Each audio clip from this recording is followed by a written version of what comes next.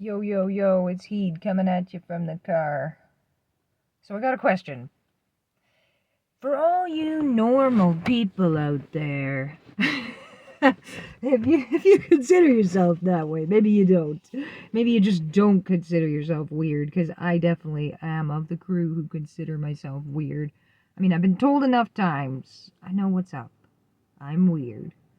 Um, how do people, neurotypicals though, I guess I'm thinking of, how do they just do a bunch of errands, like right in a row, a bunch of different things?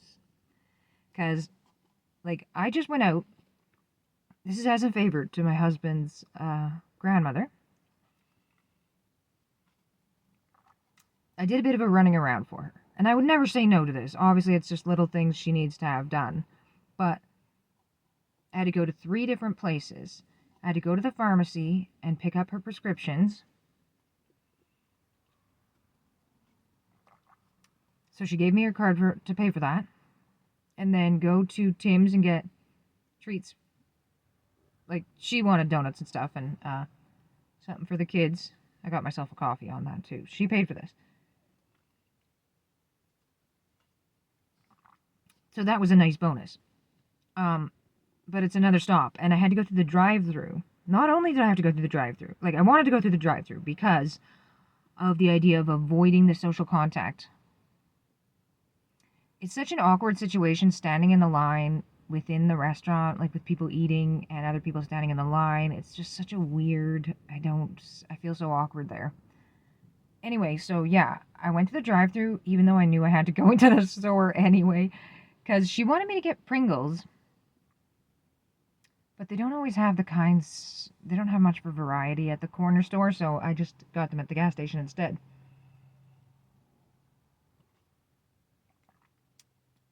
So you could count that as a third stop already, right? 3 places. Plus, unless you count those, like, they are the same place, but I went to the drive-through and then went inside. And then the final stop at the corner store for some grocery stuff. So there's a list of groceries. There's the amount of pills. There's the different things she wants at the drive-through. Like, all these different things. And people do it like if you were on your way home from work and someone phoned you and said, "Oh, we need this, this, and this. Do you mind stopping for groceries?" Like, it sounds like such an easy ask. But to me, it doesn't feel like it. It's like you're putting something onto my back that I didn't expect to be there. Like, you're weighing me down. Um, like, when I get asked to do something like, "Oh, since you're going to be in town, can you do this for me?" Or especially if they ask you to do more than one thing. Like, I know that people don't find it to be that much of a add on to them. Like, to them, it's just nothing. Like, I know that with my husband, it's nothing. It's no big deal. If you want him to make a stop, even a few, he doesn't care. Like, it's like nothing to him. Which I wouldn't either if I knew about it ahead of time. And also, like, is it okay if I don't do the thing? Like, what if I just felt like I wasn't feeling that good and I was like, I just want to go home and I just went home? Would that be okay?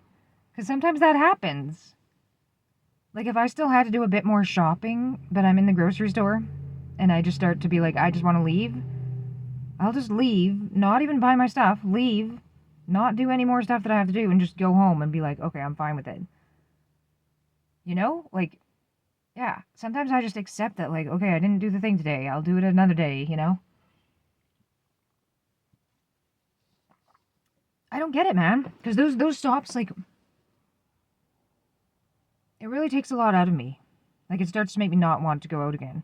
And also, another part was that I was going to the grocery store and bought things for myself and also at the same time bought things for someone else. So it made it so that I had to keep the stuff separate and then pay separate. So I had to have like a conversation with the cashier about like, oh, I'm going to do 2 separate orders or whatever, you know, work that out.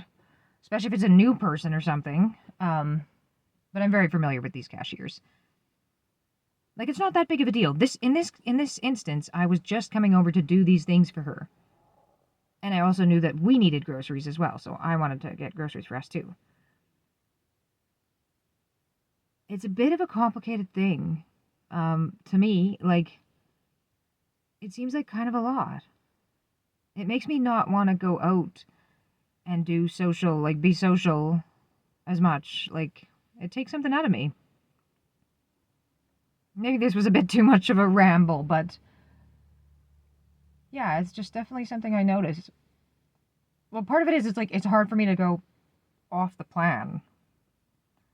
Like if I'm already heading home and I'm thinking I'm done and I'm heading home, I'm home free, right? But then someone messages me and they want me to do something else. It's like, no, you can't ruin my plan of getting home. Please. I just want to go home, right? You know? But then I'm like, I don't want to say no to the person either. Like, whenever I am disagreeable, it always seems like it reflects so poorly on me, or it's like it's so selfish seeming.